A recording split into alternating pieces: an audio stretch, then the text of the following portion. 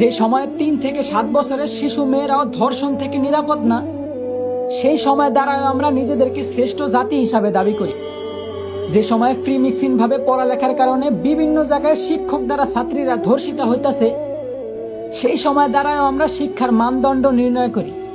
একদিকে দেশের মান্যগণ্য লোকেরা দেশের গরিবদের দিকে না তাকিয়ে বিলাসিতায় দিন কাটাইতেছে, ঠিক সেই সময় আমরা নির্লজ্জের মতো আবার দেশের রেমিটেন্স যোদ্ধা প্রবাসীদের নিয়ে সমালোচনা করি।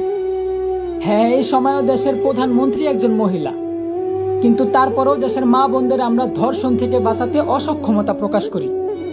বলি মুসলিম দেশে বিধর্মীরা হত্যাকাণ্ড চালায়, তার কোনো বিচার নাই। সংখ্যায় বেশি আর দেশটা মুসলমানদের হওয়া সত্ত্বেও প্রতিবাদ করার মতো কেউ নাই। আসলে আমি মনে করি কি ভাই, আমাদের দেশে ইসলামের পক্ষে সঠিক বিচারই নাই।